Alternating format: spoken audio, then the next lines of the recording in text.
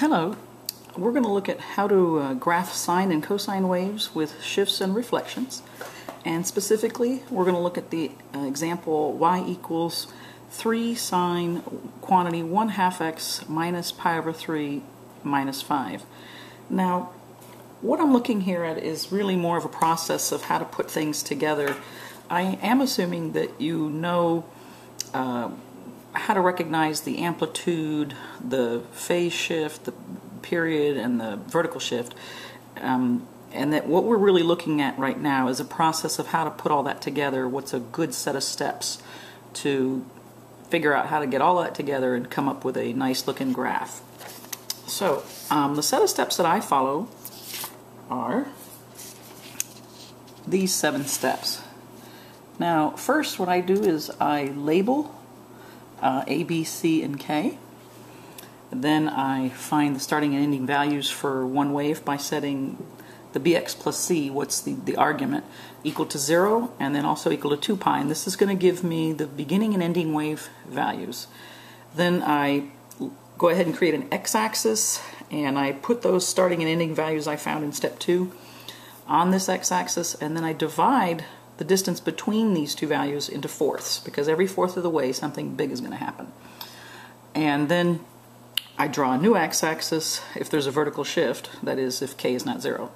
And from this new axis I'm going to count up and down by the absolute value of the amplitude from this new axis. That's going to give me the y distance where the wave is going to fit between like a band. So we'll see how that looks. And then after that I draw in my basic shape around the new x-axis, and I make big dots to basically go around what I call the quarter points. And if you do have a reflection though, the basic shape will be upside down around this new x-axis. Then I connect the quarter points to make the wave, and finally I calculate the quarter points, the x coordinates of the quarter points. Those are usually very important. They usually end up being, you know, maximum or minimum values for applications, so they have a lot of importance. That's why I go ahead and find those. So let's go ahead and look at our example then.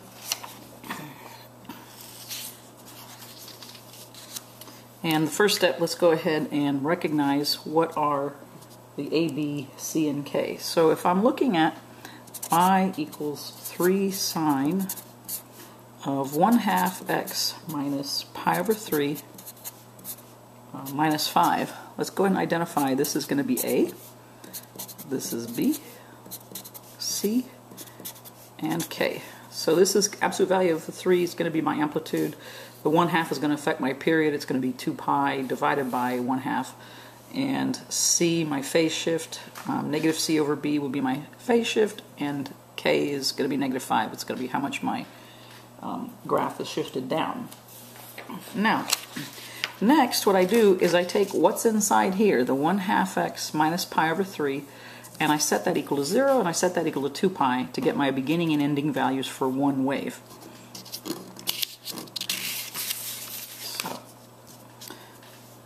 Alright, so 1/2 x minus pi over 3, set that equal to 0, and 1/2 x minus pi over 3, set that equal to 2 pi. And let's go ahead and solve each one. So I'm going to add pi over 3 to both sides. It's going to cancel this out. So I'm going to have 1/2 x equals pi over 3. And here I'll multiply both sides by 2. That'll cancel out this. So I'll finally isolate x and get x is 2 pi over 3, or 2/3 pi, however you want to look at it.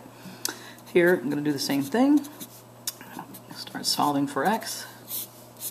So I have 1/2 x equals, now I got to add 2 pi and pi over 3. I need a common denominator. So 2 pi is going to be 6 pi over 3 plus another pi over 3. That's going to give me 7 pi over 3. So 1/2 x equals 7 pi over 3, and now I'm going to multiply both sides by 2 and get x equals 14 pi over 3. Now this is where my wave is going to start, and this is where it's going to end. So with this information I can already start setting up my x-axis. So remember this, 2 pi over 3, 14 pi over 3. So I make myself an imaginary x-axis, and I can start at 2 pi over 3 end at 14 pi over 3. And what I know is I want to divide this into fourths. So here's where I divide this distance into fourths. Again, I don't really know, yeah, it's probably more like right there. I don't really know what these values are yet. I will end up finding them in my last step, but I don't have to know what they are. I just need to divide the distance into fourths because each fourth of the way something big happens.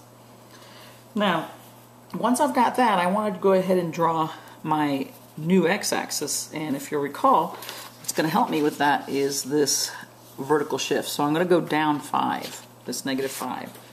So here where I would have a y-axis, so I'm here at 0, at x equals 0, I'm going to go down 1, 2, 3, 4, 5, and that is my new x-axis, so to speak. I equals negative 5. From there, I go up and down from this axis by the absolute value of the amplitude.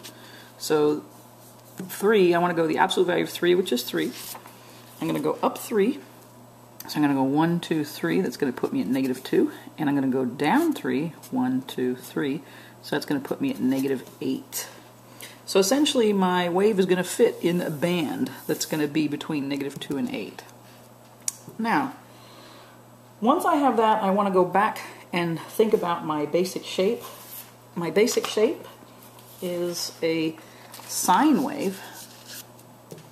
And for any sine wave, let's go over that basic shape. Any sine wave is essentially going to do this. Around its axis, it's going to start at a 0, go up to a max, then come back to the 0, go to a min, and then come back to the 0, or to the axis. So that's what we're going to draw in. This is where I start. Here's my first quarter point. I call it Q1. Second quarter point Q2, third quarter point Q3, fourth one Q4. Those are just, this is my terminology, but so what I want to do, and this is not reflected, so when I look at my amplitude, or actually my A, it's positive, so it's not a reflected wave.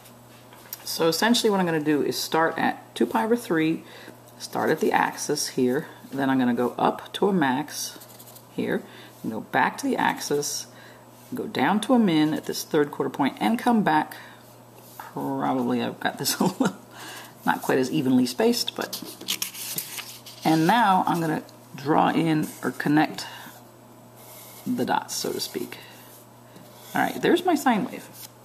So I've actually got my sine wave placed where it should be. What I like to do next is go ahead and figure out what are these values right here. Well, the y values are pretty easy to pick off, but let's figure out the x values. So how do I do that? Well, essentially what's happening is in this distance right here, from 2 pi over 3 to 14 pi over 3, I've got one wave. So what I really want to say is, what is the difference? What is the distance between 14 pi over 3 and 2 pi over 3? So 14 pi over 3 minus 2 pi over 3 is going to give me 12 pi over 3, or 4 pi. So essentially the period is 4 pi. That's the distance it takes to see one sine wave. So I want to know what's happening every fourth of this distance, so I divide the period by 4. So here's my period. I'm going to divide it by 4. So essentially 4 pi divided by 4 is pi. So each pi of the way something's going to happen. And it's going to give me one of those quarter points, the x-coordinate of the quarter point. So let's go ahead and figure that out. We'll start at 2 pi over 3 and keep adding pi, and we should end at 14 pi over 3. So 2 pi over 3 plus pi, well, we have to get a common denominator, so 3 pi over 3, and that's going to be 5 pi over 3. So then we start there at 5 pi over 3 plus, let's go ahead and use the form with the common denominator already, that's 8 pi over 3. And then we want to get the next one, 8 pi over 3 plus 3 pi over 3. It's going to give us 11 pi over 3. And finally, 11 pi over 3 plus 3 pi over 3 is 14 pi over 3. And this is a good check because that's where we expected to end. So we did our calculations correctly. Now we can just fill everything in on the axis. So we basically start at 5 pi over 3, go to 8 pi over 3, then go to 11 pi over 3, and then 14 pi over 3. So let's write those in. This is going to be 5 pi over 3. This is going to be 8 pi over 3. And then 11 pi over 3. And finally 14 pi over 3. So now when I go ahead and label each coordinate here, the full coordinates, this is going to be 2 pi over 3 and down, this is negative 5. This point is going to be 5 pi over 3 and up negative, well, down negative 2, but up for the particular graph. Here I'm going to be at 8 pi over 3 and negative 5. Here I'm going to be at 11 pi over 3 and negative 8. And finally I'm going to end here at 14 pi over 3 and negative 5. So there we have it. There's your full wave with all the coordinates. And from there, this is the pattern. So every 4 pi, you just add another 4 pi either on this end and basically just redraw the wave, or to this end, redraw the wave, and essentially this pattern continues on infinitely, but you now have the little rubber stamp that you could just keep stamping on infinitely to the left and to the right, and you've got your wave. Thank you so much for listening.